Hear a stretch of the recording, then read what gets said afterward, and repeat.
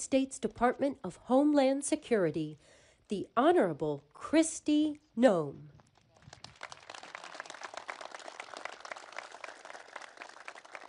Well, good morning. It is so wonderful and such an honor for me to get to come here and spend some time with all of you. And we're here to talk about how secure this border is and to celebrate that we have 1 year of a secure border and a secure United States of America. I want to say thank you to the gentlemen who all spoke before me and thank them for their leadership. To Paul and Rodney and Todd and Chief, just thank them for all that they've done to lead the men and women of the Department of Homeland Security in carrying out the mission that President Trump committed to fulfill for the people that live in our great country. I also want to thank Tom Homan for being the border czar. He was busy up in Minneapolis today and wasn't able to be here, but we thank him for his leadership as well. But most of all, we thank President Trump for the guts and the love of this country to do the right thing, to make sure that when he talked to the American people, he talked about the fact that what we had going on here in this country under the Biden administration was the greatest humanitarian crisis that we had ever seen in our history, and that it needed to be fixed. And the way that you fix it is you just enforce the law, that you go out there and say the laws need to be enforced and they need to be applied equally to every single person. And that Americans come first because they're the people who have built this country, and that they're the ones who are here working jobs and putting their kids through school and doing the right thing to make sure that our freedom and our liberties are secured. So I want to thank him for his leadership, for the fact that he told the American people what we needed. He said we needed a wall, and we have a wall, a big, beautiful wall that President Trump also wanted painted black, so that it would endure for a long period of time, that it would look like the strength and stamina that the American people have, and that it would be something that would continue to protect us for generations to come. But I also wanted to come here today and thank all of you. I'm looking out in this group of individuals and I see a group of patriots, people who stepped up during difficult times and led us through challenges, but also are still here today making sure that we continue down the path of what we committed to the American people. I want to thank all the individuals I see from CBP, from ICE, the Coast Guard. I see our law enforcement partners, the Department of War, National Guard, all of our local sheriffs and law enforcement that have partnered with us, and then those individuals who kept the faith, that came alongside of us and encouraged our law enforcement, and stood beside them and supported them and their families. We know that no one can do their job with excellence unless their family's okay and they're taken care of and that things are right at home. And so those individuals in this community that supported our law enforcement through those times are incredibly important, and we're grateful for them. The high degree of talent and experience that we have here today is a testament to not just President Trump's commitment, but also to the people that have secured the border and have also worked every single day to make sure that America is safe again. In President Trump's first year back in office, we've delivered the most secure border in American history. And we did it with the immediate aftermath we were facing from that humanitarian crisis that was created from Joe Biden's open border policies. It is so quiet here now today that sometimes we even forget how bad it was just a little over a year ago. And the importance of the accomplishment that has happened over this last year cannot be forgotten. Hardworking Americans all along this southern border were devastated.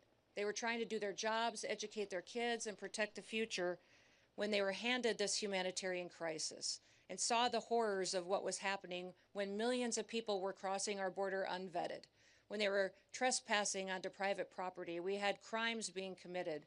We saw women and children being trafficked, people dying, and crimes continued to be perpetuated as people were allowed to come into the country unvetted and unstopped. You know, yesterday I was in Eagle Pass, Texas, and I had the chance to tour the border, not just with our Border Patrol agents, but also with the Texas National Guard and the Texas Department of Public Safety. And we looked at some of the areas that were the hardest hit during the Biden border policies.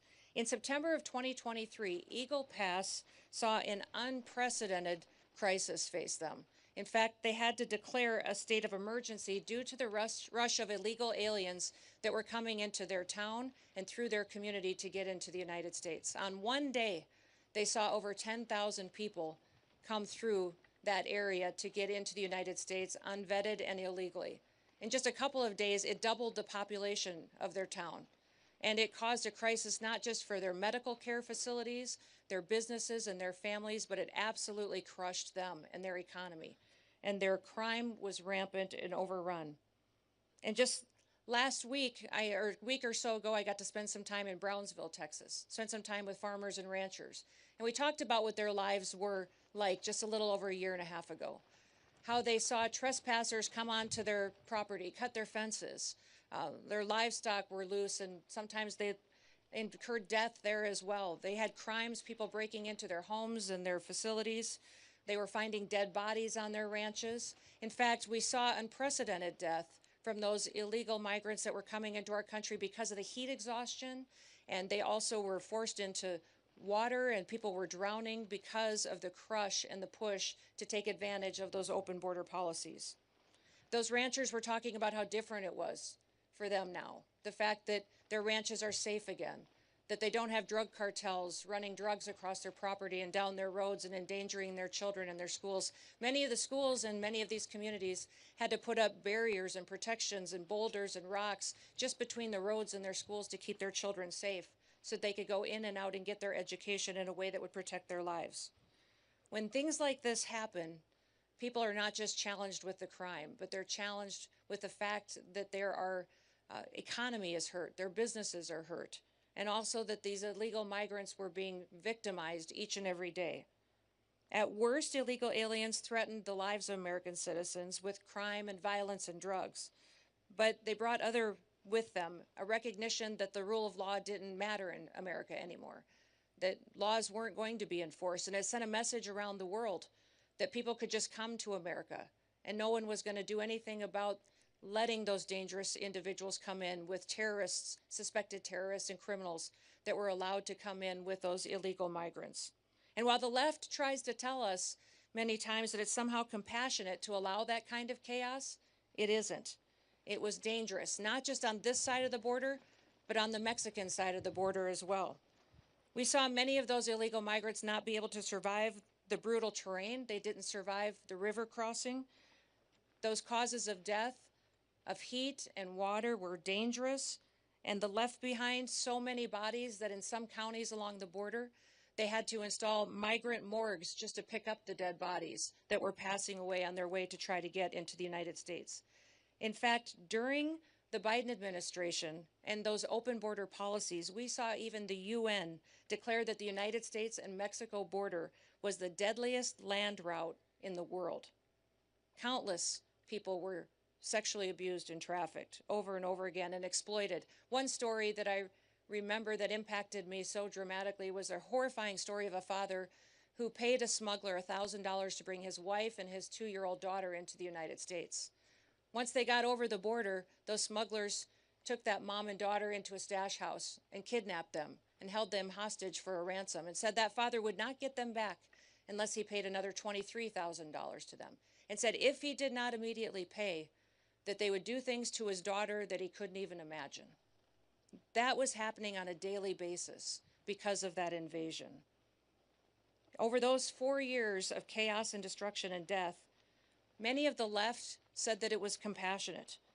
They said it was compassionate to let millions of people come in unvetted and be subjected to murderers and smugglers and cartels and gang members. Was it compassionate to make Americans share their communities with criminals? Was it compassionate to encourage men and women and children to break the law and to put their lives at risk, knowing that they could be victimized along the way? And was it compassionate to demonize those federal law enforcement officers that took an oath to uphold the law and to keep Americans safe? You know, the left and Democrats dare to harass, threaten, and dox our officers, assault the men and women of the Department of Homeland Security and our federal law enforcement. And they try to say that enforcing our immigration laws and arresting and deporting illegal criminals and violent criminals is inhumane. Well, what about the victims of that illegal crimes? What about the flow of drugs that were coming over our border and killing our next generation of Americans? What about the Angel families who lost someone that they dearly love, that they'll never have back again and don't have a future with? They don't talk about the Laken Rileys, the Jocelyn Nungarys, They don't talk about the Rachel Morans. And they don't talk about the thousands of Americans that we've lost to drug overdoses and to poisonings. In fact, the flow over this border of illegal fentanyl has been cut in half since President Trump has been in office. And since he has secured this border and built this wall, 56% of the fentanyl has stopped coming into our country and saved millions of lives. The Democrats and the left say that compassion was that invasion, was that humanitarian crisis. But President Trump says that compassion is taking care of people. Joe Biden and his policies during those 4 years lost 450,000 children. Many times they placed them with sponsors that abused them, that trafficked them. The government paid people to take our children and to traffic them. Since President Trump's been in office, we've located 145,000 children that were lost, and we're not going to stop till we find every single one. Because of President Trump's leadership and his bold action, this country keeps breaking historic records. In fact, we have the lowest crime rate in this nation right now because of President Trump and his strength and securing our border that we've ever had in the history of this nation since we've been tracking crimes. The lowest murder rate that we've ever recorded in this country. And that's because we enforce the law and we hold criminals accountable for what they do to perpetuate violence against the American people. In fact, for the last 9 months, the Border Patrol has released 0 illegal aliens into the interior of the country. It's incredible, the work that they do every day. And that's what happens when you fight for law and order. Overall, Customs and Border Protection has recorded the lowest number of encounters in the agency's history in 2025. Daily encounters have fallen by 95% over the last year. While the daily average of apprehensions in the Biden years was over 5,100 per day, in the last year it was less than 250. In addition to keeping the illegal aliens out, we're also protecting the American people from the deadly drugs that are coming in. And just in 2025, CBP seized over 600,000 pounds of illicit drugs. The death rate and the fentanyl deaths in this country have dropped in 1 year under President Trump. Because he secured the border, fentanyl deaths have gone down 30%. We can't wait to continue to keep working to save more American lives.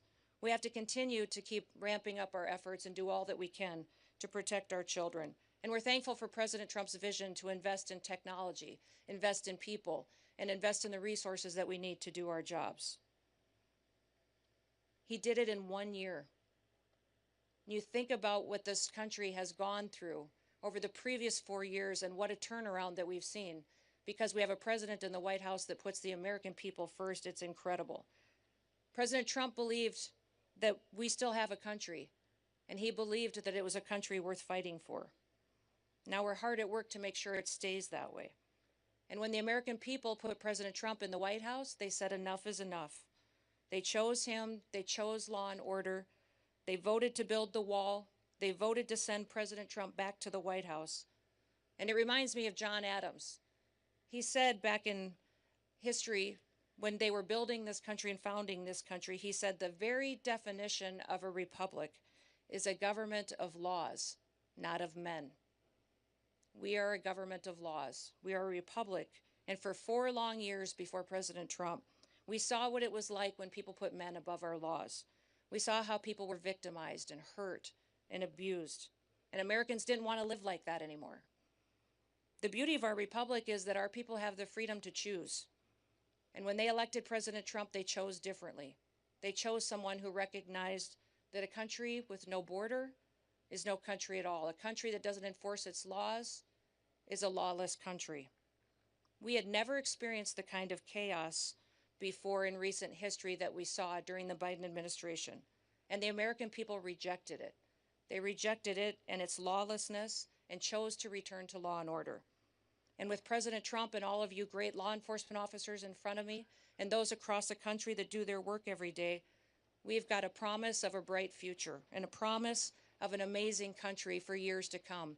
You have stood up and stood on the line to make sure that we have freedom and liberty for our children and our grandchildren for years to come. Thank you for the work that you do.